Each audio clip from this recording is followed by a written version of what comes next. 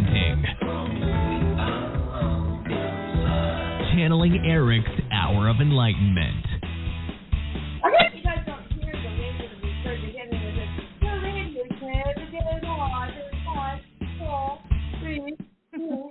Like a British accent. I don't know why, but I love British accents. All right, so we've got Abby Dagnese here. We are going to talk with Erik. Erik's going to share tips of how to help us get through the holidays. And I was talking about, I'm doing the cooking, most of it. I'm getting the kids to help out a little bit. I mostly want to do most of it so I don't have to clean up. But like I was telling Abby just a little while ago, I always have to clean up some. Anyway, my favorite turkey. Yeah, I guess. My favorite way to make a turkey is one of Martha Stewart's ways. Like you pour an entire bottle of or dry white wine, Sauvignon Blanc or whatever, and put melted butter in that, and then you get a cheesecloth and you get it all wet, wring it out a little bit, and then cover the entire bird. Cut it. Fold it in such a way that it covers things, and you protect the wings with foil or whatever. And it is so, you salt and pepper the inside and all that kind of stuff. It is it's so good, and it's so golden and beautiful, and every 30 minutes you baste and turn, but it's so simple. I always throw in like rosemary and sage, just whole rosemary and sage and thyme in the cavity. In the turkey, But that's my This story. is my first year making a turkey, so we'll see what happens. I have a backup turkey just in case. They have them where they're already in a bag. You just throw it in the oven. That's what my daughter told me. I just hate sticking my hand in it, getting the bag out with all the guts. Ugh. Ooh, my kids always like, I get to feel the liver. They love that. They love feeling all the organs. Ooh, it's because they're children of a doctor. That's why. I guess so. Actually, I like to do that too, especially the liver. It's so soft. Anyway, and the heart is so little. All right, so enough of that. Hi, Erik. I love you, and happy Thanksgiving coming up. We're going to put a framed picture of you at your place at the table, as always. Erik saying, hi, Mama, love you too. He's saying, say hello to all my family and all the kiddos, and happy Thanksgiving, and I'll definitely be there with bells on. I know. On one Christmas, we took a photo of the family. He's looking forward to merging and eating some of the turkey, and then there's also a dessert that I guess he's looking forward to eating as well. It's some kind of a chocolate pie or chocolate cake, something with chocolate. I don't know. I got Christina's going to make a dessert, and I think Lucas is going to make one too, and I don't know what they're going to make, but it'll be a surprise. I'm pretty much doing almost everything else. But so anyway, the one Christmas, it wasn't that many years after Erik died, and we were still struggling. We took a family photo, and there's a big white beam in between one of the family, I think Lucas and Annika. Like, here I am, include me in the picture. There was no spotlight in the ceiling, nothing. So that was something we really, really needed. But, a lot of us, it's not just trouble with the holidays as far as missing someone, that you've lost, either through death or some other loss, or they're away in the military. Well, not that much anymore. But there's also, the fear of COVID. There's the prices of traveling now, the prices of eating now. There's so many things to factor in that hopefully, Erik, you can help us with so that we don't suffer so much and that we actually turn this whole holiday into a joyful experience and one that where we should appropriately express gratitude. So what do you say, my name, man? Erik's actually really totally nodding his head like crazy, saying yes, yes, yes, yes, yes. He says with the whole gratitude thing, especially with any holiday really, but when it comes to this specific year, 2021, thinking about what you've gotten through, he says. Think about how far you've come. And yes, think about the things that you have to be grateful for and you can look forward to together. he's bringing up the fact that there's still lots of families that can't necessarily be together like how they want to be this year. Yeah. And we're not even just talking about pandemics. We're talking about like family situations with lots of relationships because of the pandemic have actually ended. Yeah. So there's lots of family gatherings that are, you know, families that have gone through divorces and such. Families that estrangements and stuff. Yes. Yeah. So getting through them by thinking about what you are grateful for and what you do have in front of you on your plate and around you, even if it's not completely your family in the moment. He's reminding you have the oxygen in your lungs, you have the air around you, you have a substance, you do have people that care about you. We care about you, you know. Yes, we do.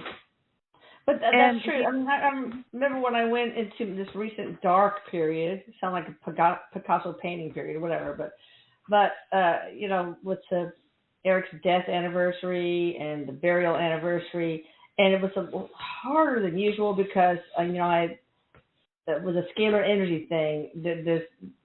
There had been some attack on me by the dark. So it really affected me.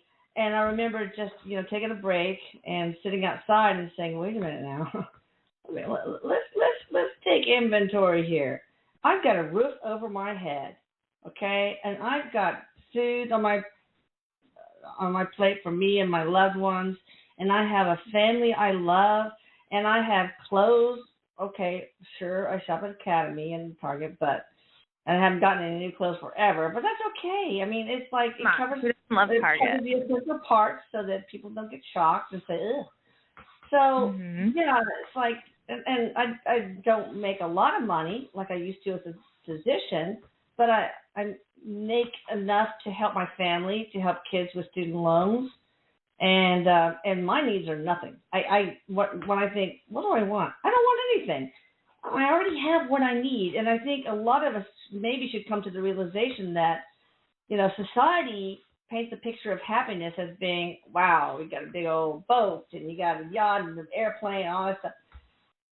And, you know, it's really done a disservice on us because it makes it hard for us to say, wait a minute, I got enough. I have love. And that's all I need. And Eric's bringing up social media. Social media, obviously, like, Elisa, when you were younger, wasn't a thing. Even when I was younger, I graduated in the year 2000, so, like, it wasn't even a thing yet either then. Yeah. And it's, like, this false expectation of being little Miss Betty Crocker at Thanksgiving and Christmas for your family and what that's supposed to represent and what you are. And, you know, it's like at the end of the day, you just try the best you can. You know, and you have what you have, and you be grateful for it. And, you know, I've already, like, on a lot of radio shows talked about, like, how I went through some dark times myself where I was in a homeless shelter. I never was there for a holiday, thank God. I definitely was couch surfing during holidays, and I didn't have 2 pennies to rub together, let alone buy a gallon of milk, and trying to make the holidays happen for me and my child. And having a whole separate, different family transition than what I was used to. And it was traumatizing and it was scary, and being single, you know, for the first time during holidays can be really, you know, gut-wrenching, seeing everybody else happy around you. But social media puts such the spin on it. Like, you really should never compare yourself. Eric's pointing out very strongly to stop, because you're only ever... You're right. Everybody has their own situation. And, you know, their own needs and their own expectations, and you cannot sit there and co-opt the expectations from social media or society as a whole. So let's talk about how you got through that. I'm not unscathed. Maybe yes. What got you through that? Because, you know, and Erik, maybe you could share from your perspective, from the spirit perspective, how Abby got through those dark times. Well, Eric's bringing up something first, and that's the fact of, like, okay, so let's say you take, all right, I took my son, like, last weekend and my little puppy dog I got a German Shepherd Husky mix. She's like 16 weeks old, and she's a little devil and pees everywhere. But anyways, I took them to Bass Pro Shop because they do like free Santa pictures. I don't know if they have Bass Pro Shops where everybody is. Yeah, they do. Oh, yeah. Oh, okay. So in New England they have them, and so I took my little puppy and my little boy, and we got our pictures taken, and basically like I probably took like 30 pictures of them sitting there, and half of them the dog's eating Santa, the dog's eating my son, the dog's eating himself, you know, going crazy. Maybe like one out of the 30 pictures I could sit there and play with it enough to make it so I could post it on Facebook for people to see. But like that's all they see. They're not seeing the other 30 pictures it took to get that one. And there's like a big lesson in that, because the pictures that people are posting, the stories people are telling, people want are not going to post things and show things that are a lot of work. They're going to just show like the ultimate result from it. So getting through things. I had a lot of hard holidays. I remember like New Year's Eve, my son was sleeping next to me on my mom's pull-out couch in her little 2-bedroom trailer living room in a 55-plus community. And I remember watching the ball drop on New Year's Eve and just praying to God that things would get better this coming year, because I just needed it to be new. And, you know, just I think having that ultimate faith and that hope, and looking over at my little boy and thinking I want better for him, you know, that really obviously helped me a lot. Some people don't have kids, or some people are just in such depths of despair. It's like sometimes even the kids aren't enough to get them through it. Finding your faith. I know we've talked about this over and over, but holidays really are about, you know, especially Christmas. It really is so much more than just about the gifts. And you want to do those things for your kids, and you want to look amazing in pictures and go to parties, and you want that kind of a life. But really, it is about, like what you were saying, Erik says, ultimately love, you know, and having that connection. And, you know, thank God there's a lot of great charitable foundations out there that do a lot of work, you know, to just help people feel like human. Because I think, you know, when you start to lose your humanness in situations and you start to feel like you're just a big fat charity case, it doesn't do much for your self-esteem, and it kind of does make you kind of spiral a little. I know. So refinding your faith in like little things, you know, just little traditions that you can do for yourself and for your children and for your spouses, or even just completely by yourself. Little things, just making Christmas cookies. Yeah, there's always something to love. Okay, if you don't have children, or if you know, there's always something, another family member, a friend, an animal, nature, you know, Mother Earth, the love of the people you help. Maybe you're serving a Thanksgiving dinner in a homeless shelter. There's always someone or something that will open their arms to your love, and love gets you through. Live life, and even if you feel, Erik says, even if you feel like you have nothing yourself, that is like the biggest thing, Mom. He says, giving. You know, the feeling of giving. He says that increases your vibration times 10. So even if you are in a homeless shelter listening right now, but that day in Thanksgiving, you know, instead of just eating, offer to help out in the kitchen and serve. You know, doing or if like you're that. in a homeless shelter. Well, most people probably are not in a homeless shelter that listen to this, but those that are, for example, I mean, you know, if you can't help out, just listen to people's stories. You know, let them share their pain. Be a shoulder for them to, you know, to rest their head again. So there's so many ways, and this is my modus operandi. Is I heal best when I help others, and that's why I quit medicine, at least kind of. I did a little bit, but you know, I started channeling Erik. And this is why I do Atlantic Scalar, even though as a doctor I can make a ton more money, but not nearly as fulfilling as what I do with the scalar energy work. Not nearly. But, yeah, I don't care. It's like this heals me. Helping people heals me. And I know almost all of you guys out there would benefit and be healed a lot by loving others, by loving something, someone. So Eric's reminding you that you're all beautiful people. Some of you just need to get some good old-fashioned rest. He says even if that day on Thanksgiving you don't have any plans and been invited somewhere, he's telling you and reminding you to take that time for yourself that day. Take a shower and take a good old-fashioned nap, a nice long one. Like a turkey. Go into your turkey coma. Turkey comas are the best. Yeah. I can't nap. I wish I could, but I can never nap. What is it called? Tryptophan? Yes, I think it is. Yes. Turkey fan. Yes. All right. So, Abby, what is your favorite dish for Thanksgiving? And maybe you guys, I want all of you guys to share your favorite dish besides the question you're going to ask. Okay. So I have two. I have my garlic mashed potatoes that I make that are so delicious. I put sour cream in it. So good. And then, buttermilk. I never thought of that.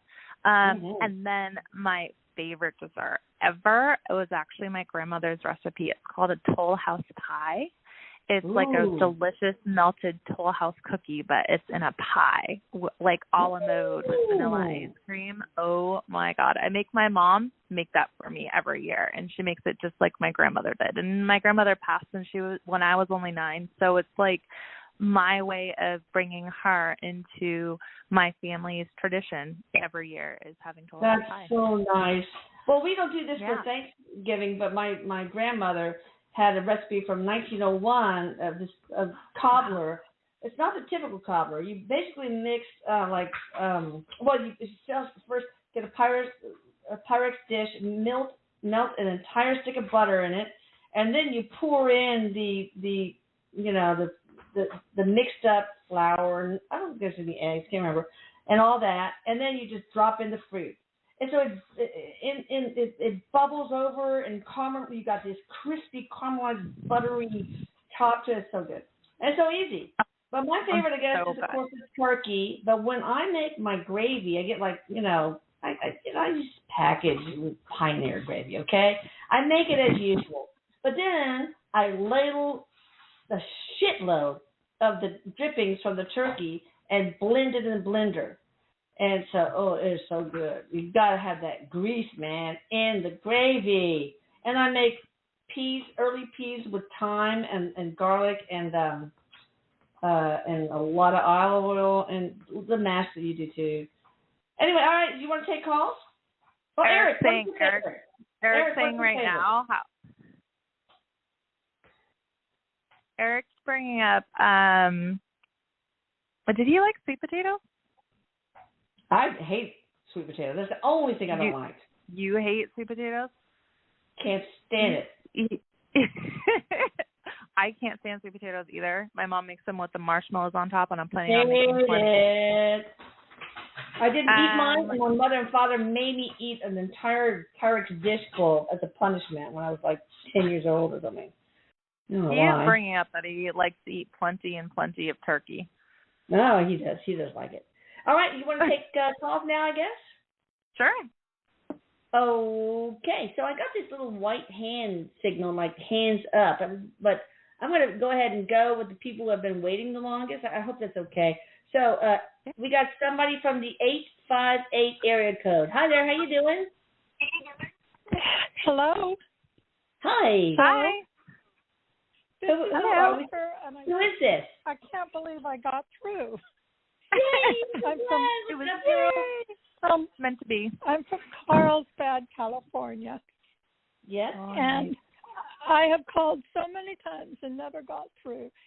But this thing, I don't know why I'm kind of weepy today.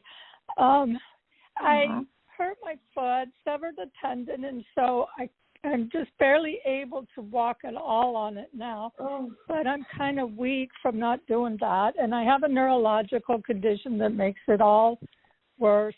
So I don't know, tomorrow or Thursday is going to be kind of weird, but my son will help. And my favorite thing everybody loves that I make is dressing, and I make it vegan. Dressing? I never know it's vegan, but secret things I put in are apple and mushrooms. And Wow. it's so nice. Oh, it's such good, good, wonderful. All right, what kind of neurological, or you don't have to say if you don't want to. Neurological Okay, condition.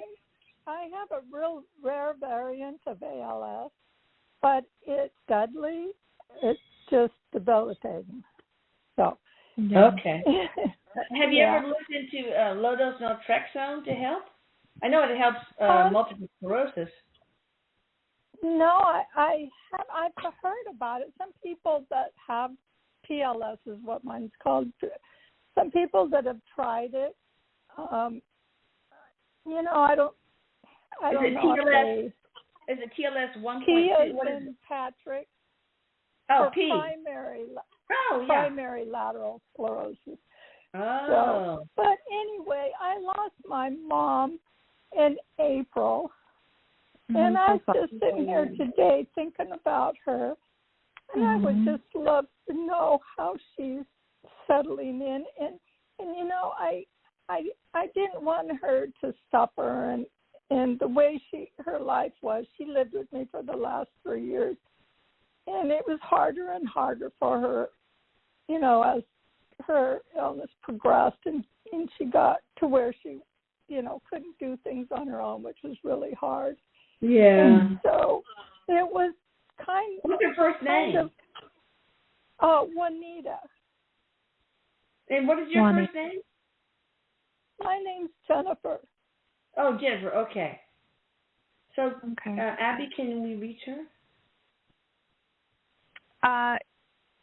Yeah, when you were actually talking, I was seeing this woman very comfortably.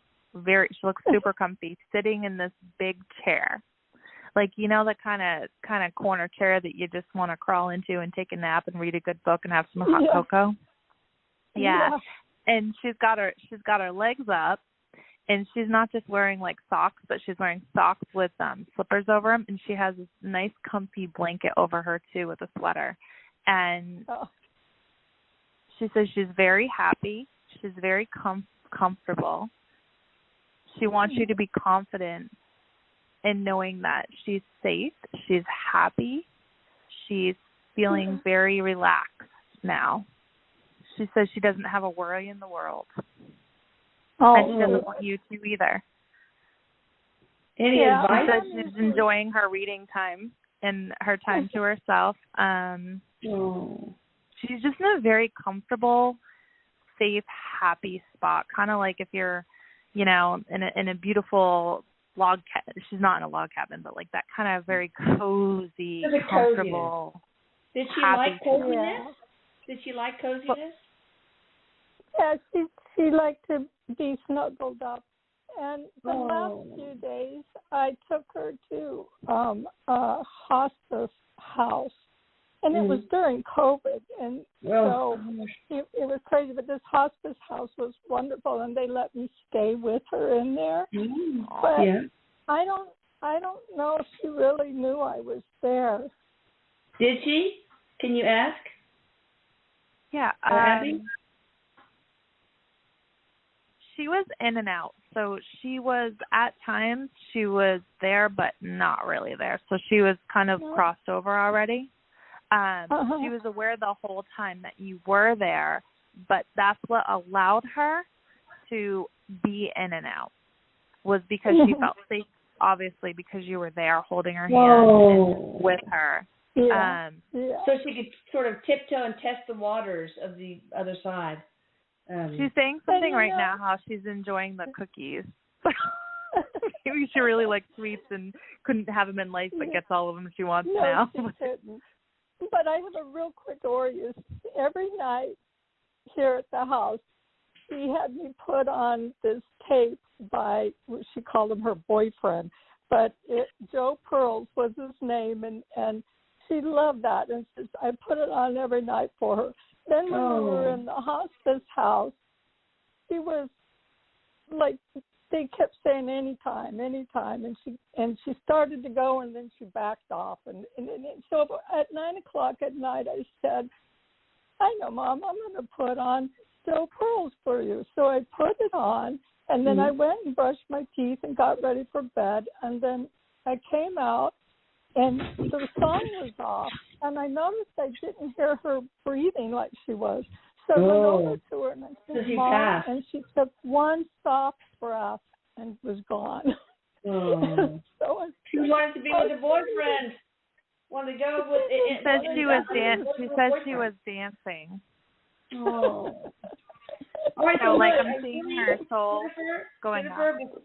We're gonna go take the next caller, but I really want you to look up low dose naltrexone because I just Googled it.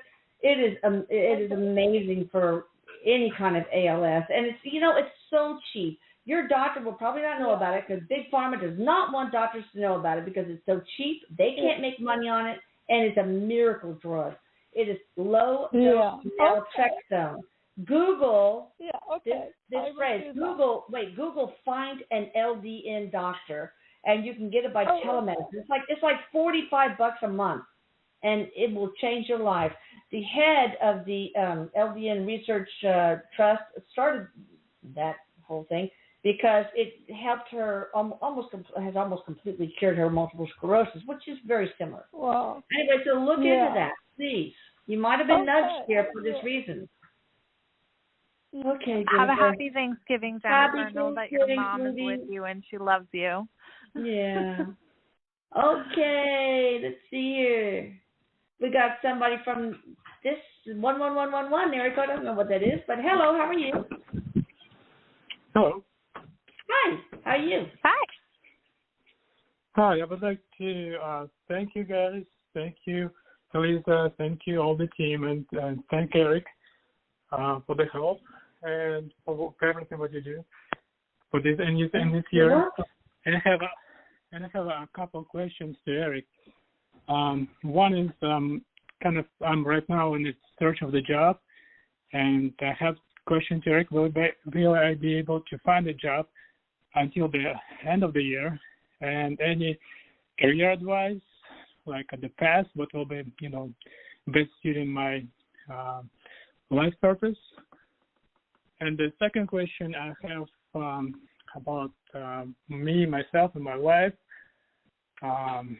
There's the court date scheduled, and I was told that the result could be some of the, it's not going to be favorable for us because of some kind of karmic. Is that true? Is there anything I can do to change it, improve it, the result, the outcome? Okay. Thank you. All right. So we'll start with the life purpose, and then the court case. Yeah. Result. Just what's the first name? My name is Andre. I'm from Virginia. Oh yeah. Okay. All right. Gotcha. I remember you. Okay. So the first thing that he's bringing up, Erik says that you would be really great in the human services field. Did you ever consider doing anything in human services? No, never. Like with counseling or counseling or any kind of just human services work, like some kind of social work activity, something with human services there. What does it help people? Why is it like communicating with people, counseling them, that sort of thing? I think in general. So between the counseling and just, he says actually you'd be really great with grief services, like helping people get through some hard times. With grief services, helping people through hard times, not just loss by death, but anything.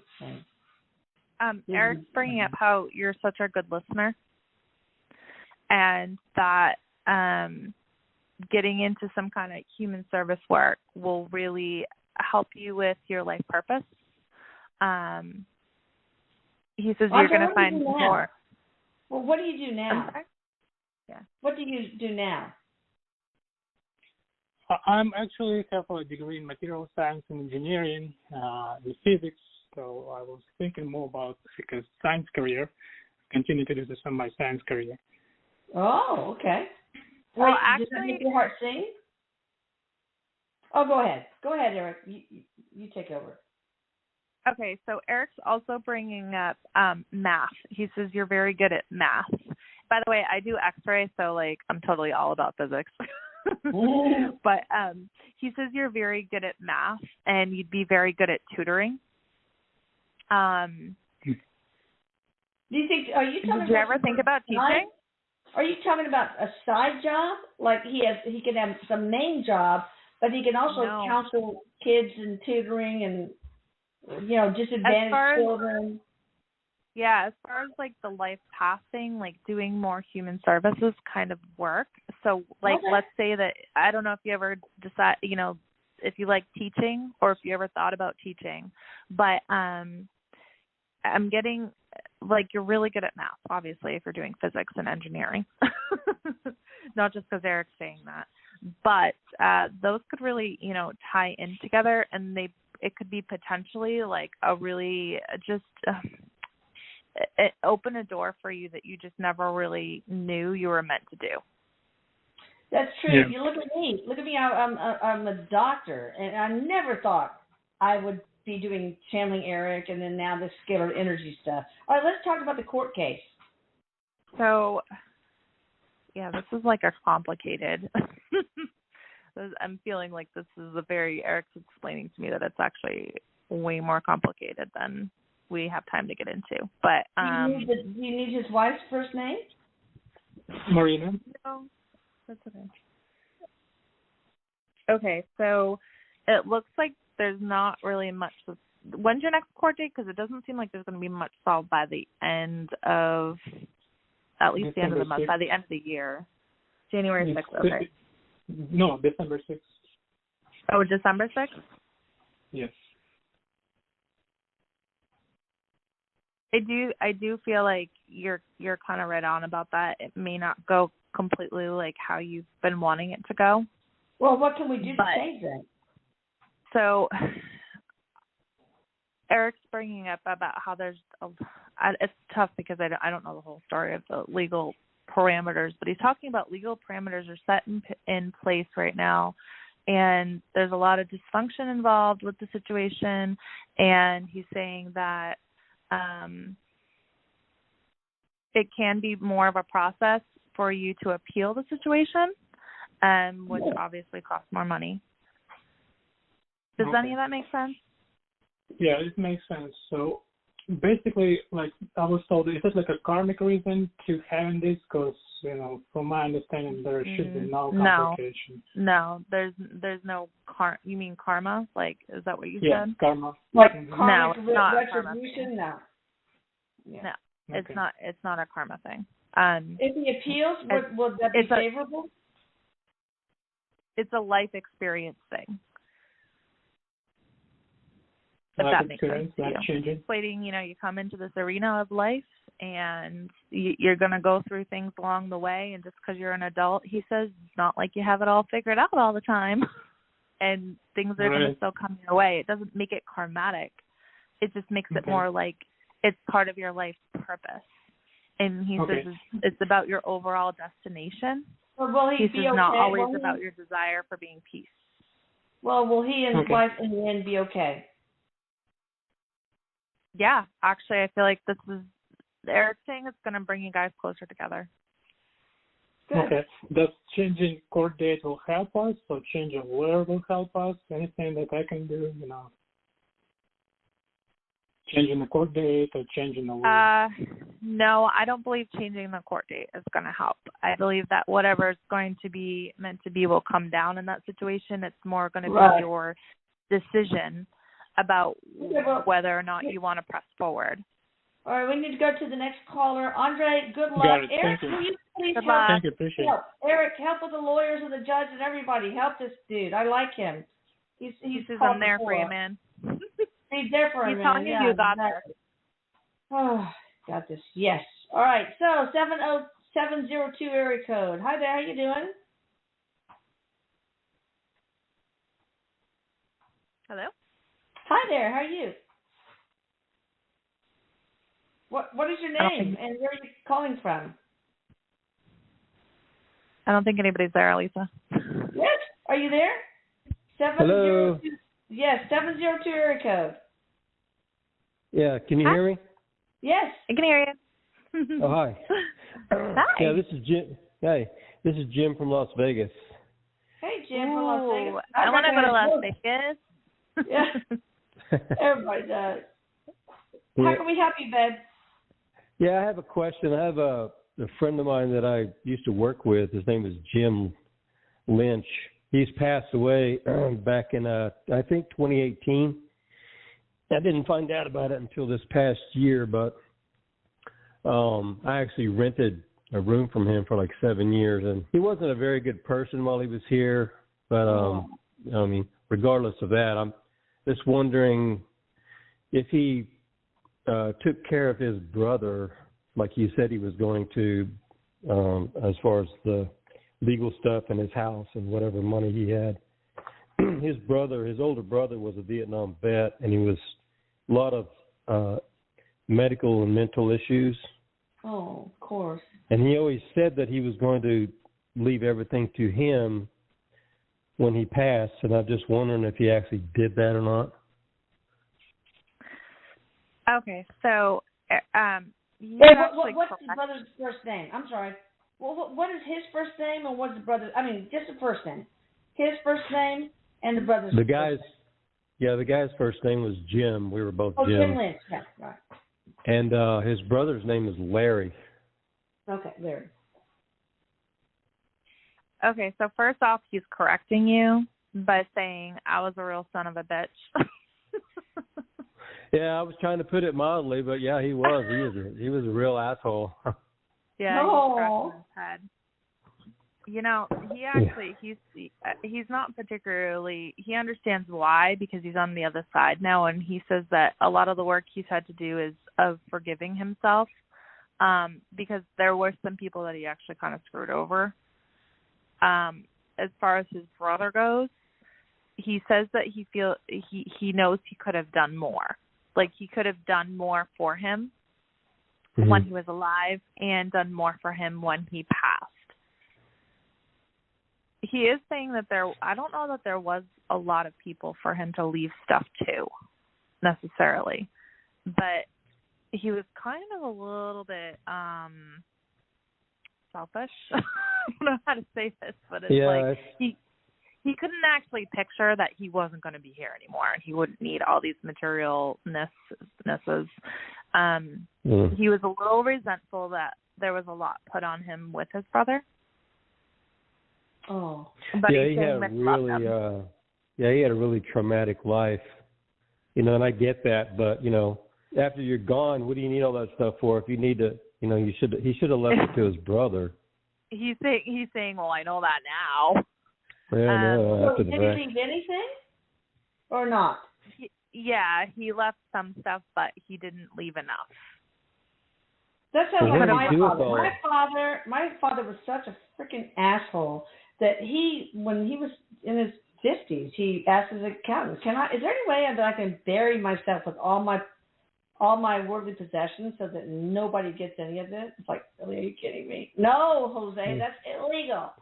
So yeah, he did not believe that he was going to die. He resented it, and he did not want to give anybody anything because that everybody should be a scapegoat for his own mortality. So that sounds very similar here. Yeah. Well, I'm just wondering because he was a miser with his money, and he had a house. You know, he had some stuff, but you know, what did he do with it when he passed? If he didn't give it to his brother, then where'd it go? You know, maybe he had debt. I feel like there is a trust or something set up to somebody. And did he have a son at all? Or no, he didn't have any kids. A nephew, anything like that? Thank God. He would tell me from time to time that, you know, I got to leave this to somebody, maybe my friend or maybe my brother or whatever. He kind of played around, you know, with the emotional things. Like it was like a bribe to try to get me to stay friends with him after I left his house, which didn't work. Wow. Yeah, he was a bad person. So he I didn't. says that I he's never. doing a lot of work though to forgive himself, so he would really sure appreciate it. He says if you would forgive him. Yeah, I'm working on it, but my question is, if he didn't leave that to his brother, then who did he leave it to? I feel like he left. Okay, so Eric's stepping in a little bit to help me with this. Eric's letting me know that he did leave him a good sum, but he could have done more.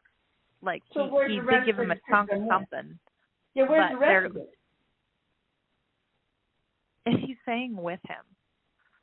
So I don't know that it was necessarily, I'm asking Eric if it was like buried in the coffin like you were talking about, Elisa, but no, it's not like that. I think that he just like had it in the accounts, and then whoever was next to kin or some, I don't know. He says some of it's tied up in assets. So maybe he didn't have as much as you thought he did. Or maybe some of it got auctioned but never actually got to, the brother. Yeah. Mm. But there was more that could have went to him. Find out. You can probably find out. There are forensic detectives that can figure out everything. Maybe he left you something and you don't even know. You never know. I'd look into it. Yeah, I'd be shocked if he did because, he was, like he said, he was such an asshole. But I'll look into it, because that question's been on my mind for so long. Yeah, find out who was the executor of his estate. Yeah, and see what you can get, private detective or whatever. I feel like some people got money around him that really were kind of a lot like him. Weren't necessarily his friend, but like he kind of knew that. Yeah. Yeah. So which maybe really Erik can help me. Yeah. Maybe Erik can help me figure out how to do this because I don't know how to do it. Eric thinks to start by looking in the newspaper. Yeah. To start by looking in the newspaper at his obituary and see what the obituary says. And then also if you can contact the funeral home Eric's bringing up of where like he was actually, at for his wake or funeral. Sometimes they still have information about the family that maybe they could help put you in touch with, or at least contact the family for you. Yeah, Gary, boys, freaking get your shovels and spades out and start digging that thing up and look for treasure. I'm kidding. Right. Oh God. Don't put Elisa in charge of it, okay? No, you probably right. All right. All Thanks right. for calling. What's your favorite? Have a good Thanksgiving. What's your favorite Thanksgiving dish? Oh, mashed potatoes and gravy for sure. Yeah, turkey My kind of man. I'm all about the sides. Yeah, okay. Blend those drippings in there. I swear to God, it's going to make it all worthwhile. It's a heart attack on a plate, man. Okay, so we got 732 area code. Hi there, how you doing? Hello. Hi. This is Melissa from Jersey. Hey, Melissa from Jersey. Hi. It's nice to hear your voices. Happy Thanksgiving to everybody. You Thank too. You, sweetie. Okay, what can we do from you, sweetie? I just wanted to know, I just started intermediate fasting, and I wanted to know, is that the best route for me to go health-wise? Am I ever going to get... Okay, I'm going to tell you as a doctor, okay? It is the only diet for almost everybody. I mean... And just for, and there are many different types of intermittent fasting techniques. There's the 6, 16, I mean, there's so many types, and not all of them are just so horribly barbaric. But what happens is when you fast for a certain period of time, it completely resets your cellular metabolism, and the pounds just drop off. Sure does. Everybody who has weight problems, it would be very important for you to read, and you can actually look it up online, the obesity code, and you can get the summary of it, the short version. So that you only get the I lost 75 pounds intermittent fasting. It is amazing. Go ahead. The last time I dieted, I did Weight Watchers. I lost 100 pounds. I felt fabulous.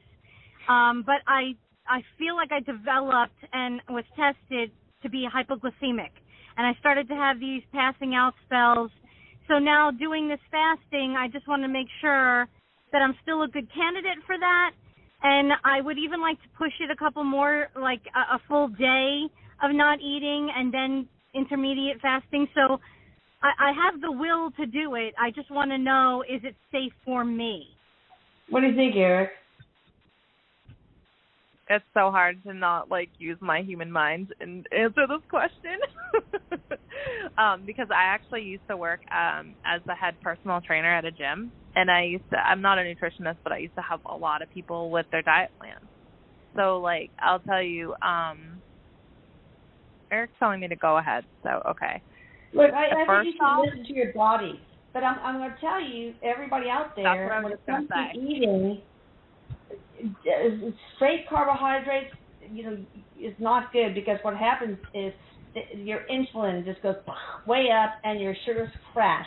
You have to moderate the insulin response to a carbohydrate load by coupling it with protein. So don't eat crackers, eat peanut butter and crackers. Don't eat, always have protein with it, because that will level out the insulin curve instead of a big insulin spike, so you don't get hypoglycemic. And then what happens when you're hypoglycemic? You eat. That's what people like. When we go to a party, like me, and you drink, and all of a sudden you're so much carbohydrate load that all of a sudden you have to just stuff your face, in order to bring your sugar back up. So, I'm thinking about this because I went to a wedding recently. Eric's bringing up that for you, this is a real thing that was happening with these passing out spells, and he's asking you not to ignore that.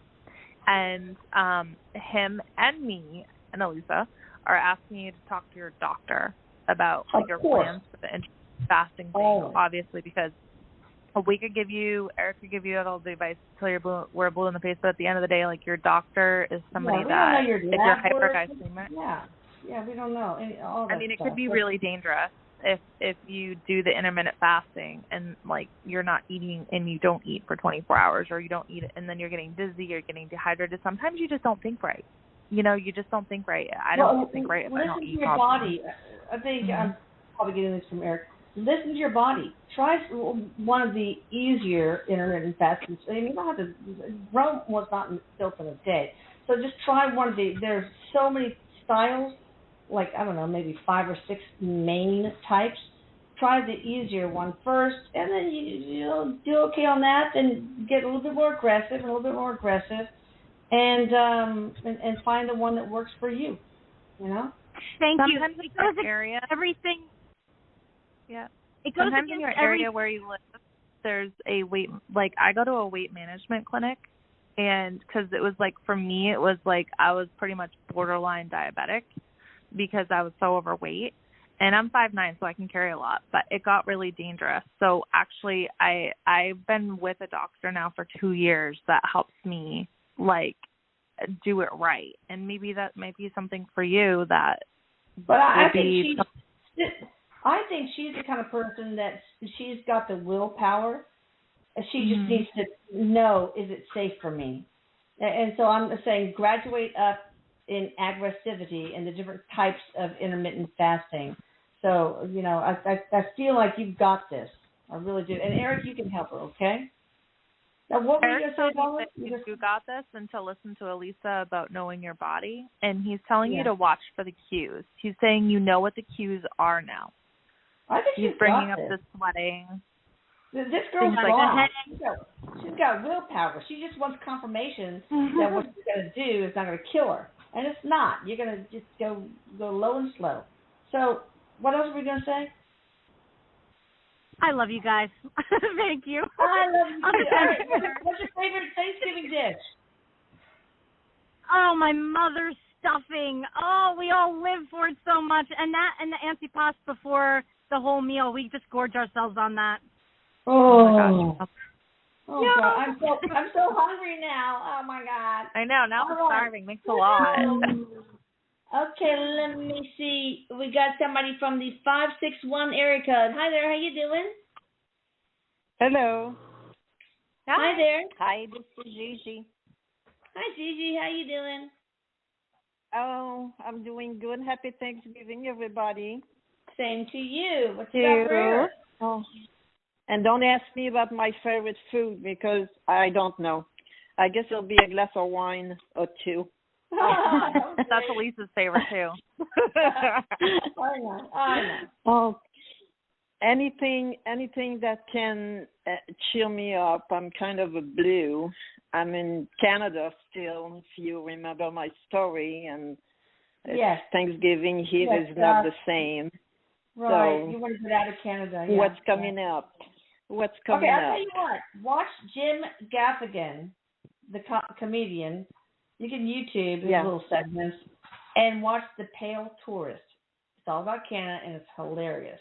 But okay, Erik, what can you say for Gigi to help her? Okay, so remember the first woman that we were talking to, and yes, I was channeling her mom, like how cozy she was in the chair, with her hot cocoa and a good book. Erik's actually really recommending that for you as well. He says that wasn't a mistake. He's telling you to take that advice, put your feet up, get all nice, warm and comfy, and get lost in a book, a really good book, and get favorite beverage and try not to get too drunk if it's wine, but no. A few candles, just he's telling you to get like a queen. He's telling you it's all about the ambiance. He's saying that you have a habit of getting very lost in your own head, and so having a little bit of a distraction, like a book or a good movie or something, getting all nice and comfy and cuddled up, he says that's going to do wonders for you. I do that almost every day because that's all I can do here. I'm just waiting to go back to Florida and just go back to my normal life. And is it going to happen anytime soon? Erik, when is it going to happen, and how could she make it happen? Yes, Erik. More rapidly. Are the borders open now? I think they're open, right, to this country? Yeah, but I'm not vaccinated, so I'm not allowed yet. Well, is it okay for her to get vaccinated? Is it safe for her to get the vaccine? I'm getting it. Oh, I'm not getting. You're not getting? Okay.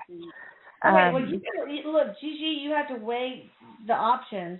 Is it going to be worse for you psychologically, mentally, emotionally, physically, being in Canada and not being allowed to go to Florida, or to get the vaccine? So, Erik, what is as long as I know that I will be going back, and I can handle it because I'm going.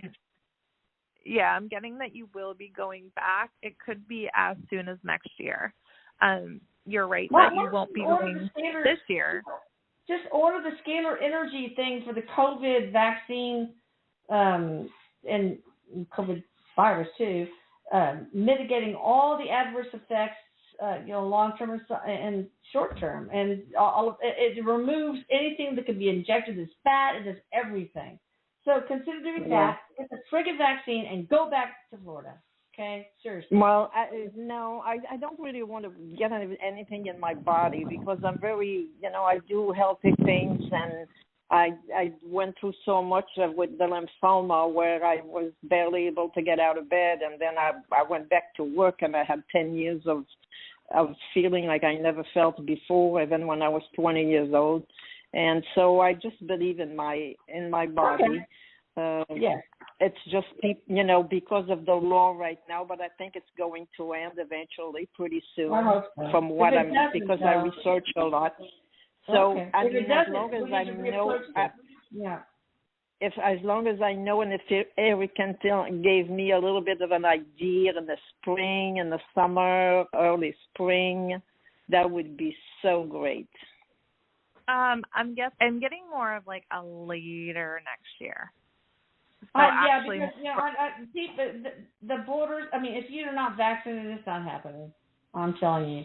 And all I can say is that truly, you have to understand that that Erik and the Divine Team can protect you for the vaccine as if you've never had it by doing the scalar energy work. So just consider that. Anyway, we're going to take the next caller.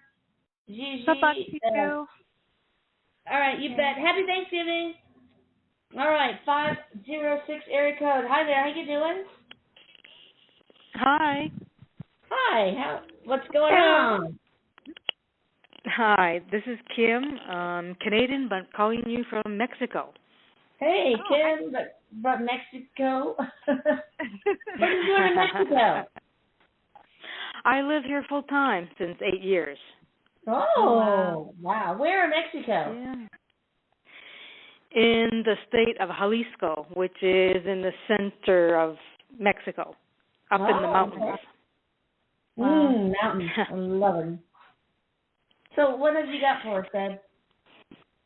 Well, I got a lot going on. I'm going through a divorce at the moment, and gonna be selling the house that I just built, and looking to move.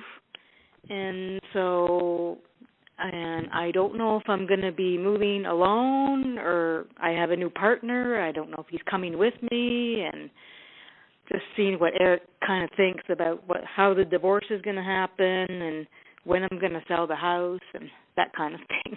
Okay. Wait, what was your first name again? Kim. Oh, Kim. Sorry. I'm old. I forget.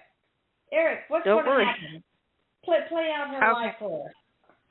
So I am definitely seeing a move coming up, and it's more like in the southern region of the country, our country. So I feel like there's a really good possibility there that you'll be back in the States.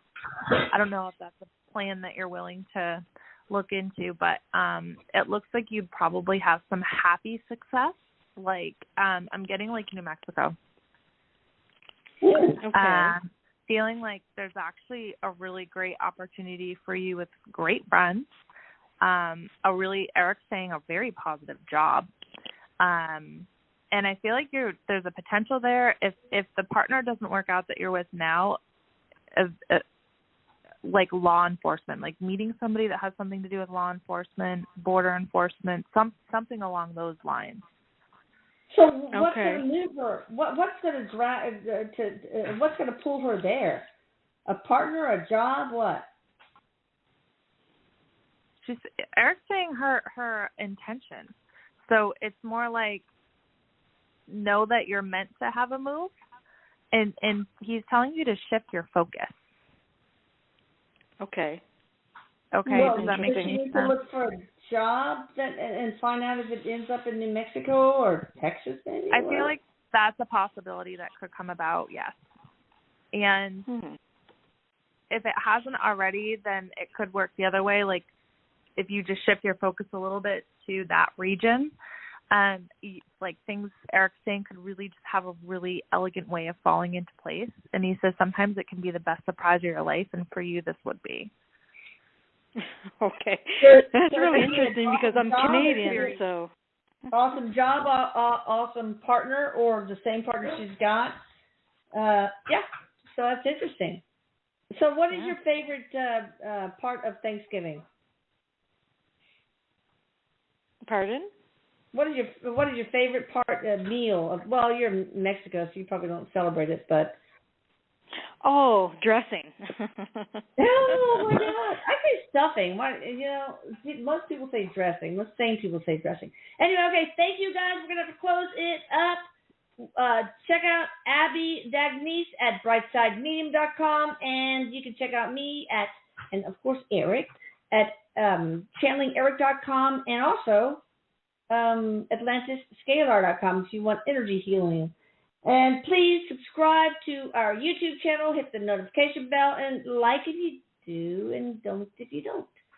Happy Thanksgiving, everybody. Enjoy your turkey time. Love you all. Happy Thanksgiving. Erik saying peace out, guys. Have a good Thanksgiving. He's saying eat lots of turkey. I'll see you. Bye, Mom. He says, love you, Mamacita.